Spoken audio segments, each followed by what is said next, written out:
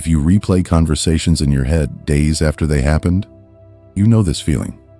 Or maybe you spend an hour writing a text message that most people would send in 30 seconds. This is a special kind of tired. It's not laziness. It's not weakness. It's what happens when your mind won't accept simple answers. Overthinking is not just thinking too much. It's when your brain treats every small decision like a big problem. Every conversation, every choice. Everything needs deep analysis. Most people say this is bad, but that's only half the truth. Here's what happens in your brain. You don't just think about something. You think about your thinking. Then you think about that thinking too. Your mind creates circles. It feels like you're working hard, but you're actually going nowhere. Your brain is stuck in a loop. Most people don't understand this. Overthinking is not broken. It's something your brain learned to do.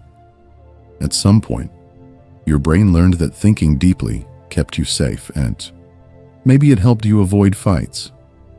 Maybe it helped you predict what people would do. Maybe it stopped you from getting hurt.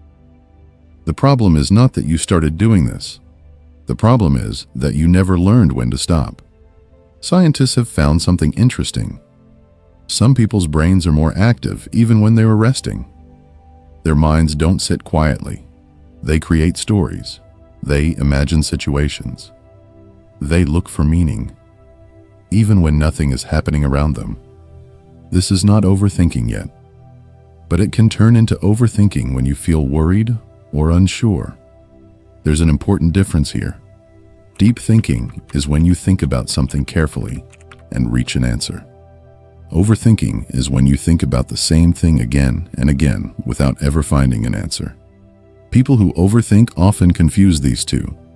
They feel like they're getting closer to understanding, but really, they're just making themselves more confused. Now here's the interesting part. The same mind that overthinks also sees things others miss. People who overthink notice connections. They see when someone says one thing but does another. They notice small changes in voice or mood.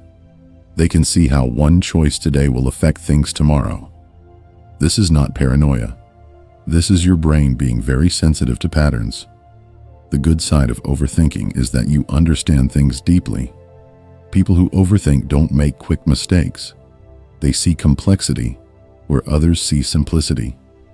They understand context.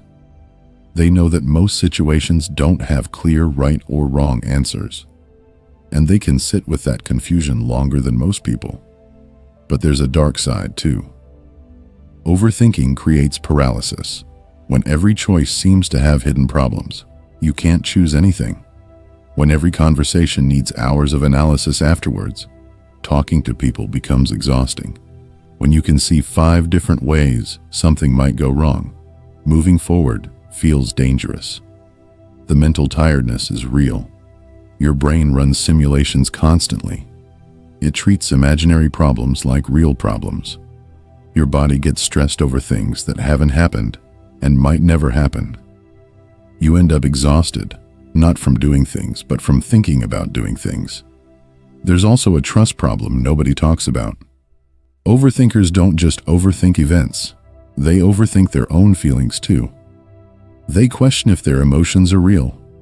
They wonder if they're reacting too much or too little. They can't trust their first reactions because they've taught themselves that first impressions are incomplete. This creates a strange situation where you can't even trust your own feelings. Here's the battle inside overthinkers. They want certainty, but their thinking shows them how uncertain everything is. The more deeply you analyze something, the more complexity you find. The more complexity you find, the less sure you become.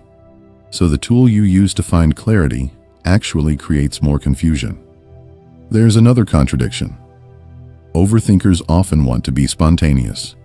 They admire people who make quick decisions, people who can respond in the moment, people who don't need 3 days to process a simple comment. But being spontaneous means trusting your instincts. And overthinking has taught you not to trust anything you haven't examined completely. This creates a weird relationship with other people. You might envy those who don't analyze everything, people who can just exist without constant thinking. But you also can't imagine being them. Not thinking deeply would feel like losing part of yourself, like seeing less, hearing less, noticing less, but noticing everything is exhausting. In everyday conversations, overthinking shows up as delays. Someone asks what you want for dinner. You're not just choosing food. You're thinking about everyone's preferences, dietary needs, budget, how long cooking will take, if anyone will be unhappy with the choice, if your preference even matters.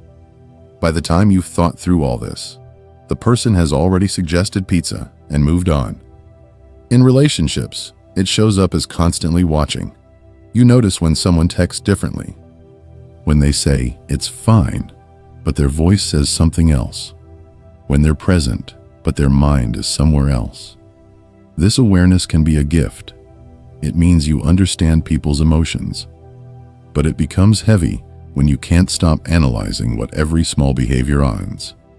Silence becomes complicated for overthinkers. Most people find silence neutral or peaceful. For overthinkers, silence is an invitation to fill in the gaps. If someone doesn't reply to your message right away, your brain creates 12 possible reasons, most of them worse than the simple truth that they're busy. The birthday thing, the compliment thing, these connect to overthinking too. When someone compliments you, your brain immediately starts analyzing why. Are they being real? Are they just being polite? Do they want something? By the time you finish thinking, the moment to say thank you has passed. And now you've made it awkward. Making decisions becomes an endurance test. Buying something as simple as a coffee maker turns into a research project. 16 browser tabs.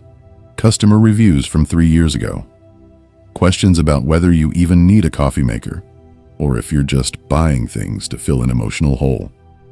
Here's what's hard to explain to people who don't overthink. You're not enjoying this. You're not choosing to spiral.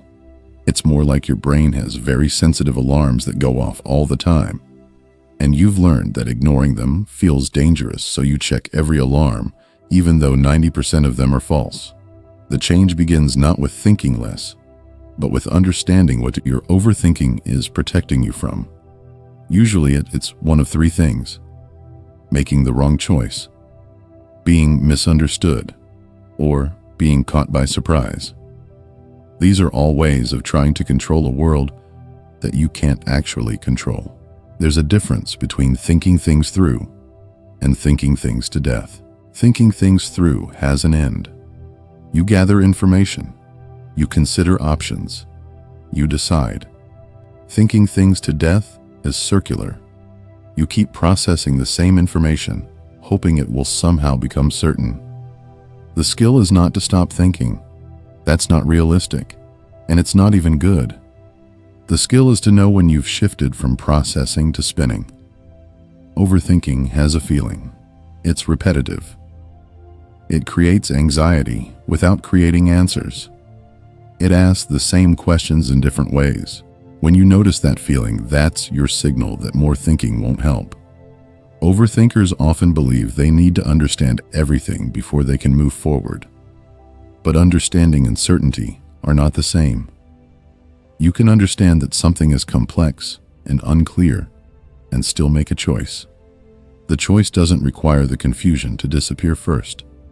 There's also something powerful here. Your first instinct is often more reliable than you think. Not always, but often. Your brain processes patterns unconsciously before your conscious mind gets involved. That gut feeling is not random. It's pattern recognition happening faster than you can explain. Overthinking often means doubting information you've already correctly processed. The goal is not to become someone who doesn't think deeply. The goal is to become someone who thinks deeply and then stops. Who can see complexity without needing to solve it. Who can notice patterns without needing to act on every observation.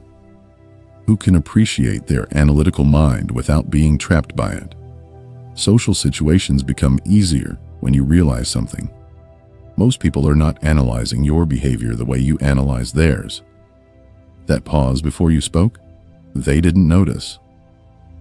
That slightly awkward thing you said, already forgotten. Most people are too busy managing their own thoughts to examine yours with the detail you're imagining. This doesn't mean people don't notice anything. It means their attention works differently than yours. You're zoomed in on tiny details, while they're looking at the overall picture. Neither is better. They're just different ways of processing. But understanding this can help you stop exhausting yourself over moments that didn't matter to anyone else. Relationships improve when you can tell the difference between intuition and projection. Your sensitivity to emotional changes is real and often accurate, but sometimes you're picking up on your own anxiety and putting it onto the other person. The question to ask is not what if they're upset with me? It's, do I have actual evidence, or am I filling in blanks my mind created? There's a maturity that comes with accepting. You'll never have complete information. Every choice you make is made with incomplete data. Every relationship has unknowns. Every decision carries some risk. This is not a problem to solve. This is just what being human is. Overthinkers fight against this harder than most.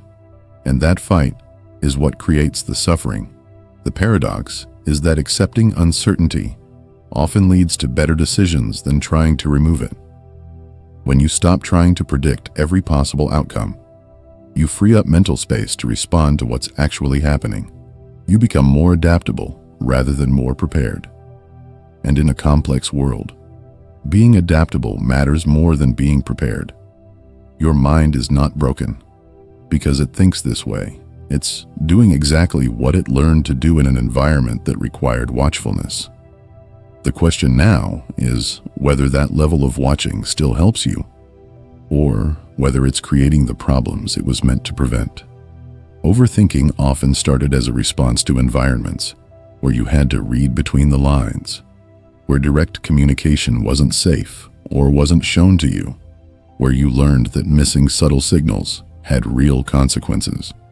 If that was your experience, your pattern-reading sensitivity makes complete sense. It protected you when you needed protection. But protection becomes prison when you carry survival strategies into places where they are no longer needed. Not every situation requires that level of analysis. Not every person is speaking in code. Not every silence has hidden meaning. Sometimes things are exactly what they appear to be. The work is not to destroy your ability to think deeply. It's to build awareness about when depth is needed and when it's just momentum. It's to know the difference between insight and overthinking. It's to trust that you can handle uncertainty without needing to think through every possible version of the future. Your overthinking mind has given you gifts: empathy, nuance, foresight, awareness. Those don't disappear when you learn to quiet the noise. They become more accessible because they're not buried under circles of thinking. Depth doesn't require exhaustion. Insight doesn't require suffering. Awareness doesn't require constant watching. The shift is subtle but significant. It's the difference between having thoughts and being controlled by them, between using your analytical mind as a tool and being used by it, between thinking as a way to understand and thinking as a way to avoid feeling. What if the peace you're looking for is not on the other side of having everything figured out? What if it's in the space between thoughts? In the moment before the analysis begins, in knowing that you already know enough to take the next step. Not every step, not the whole path, just the next one. The mind that can see everything doesn't have to process everything. The person who notices patterns doesn't have to fix everyone they see. The awareness that makes you tired can also make you free. Once you understand, you get to choose what deserves your attention. You're not overthinking because you're anxious. You're anxious because you're overthinking. The order matters. It means the solution is not to feel less. It's to think more selectively. to direct that powerful analytical ability toward things that actually need analysis, and to let everything else exist without your intervention. That's not giving up. That's not being careless. That's recognizing that your mind is a resource, not an obligation. You don't owe every thought your full attention. You don't owe every anxiety a complete investigation. You don't owe every possibility equal time. The goal is not a quiet mind. That's not realistic or even good for someone with your kind of thinking. Goal is a mind that knows when to engage and when to rest. A mind that can think deeply without disappearing into loops. A mind that serves you rather than running you. That kind of mind still sees complexity. It still notices patterns. It still values depth. But it does all of that from a place of choice rather than force. That difference changes everything without requiring you to become someone you're not.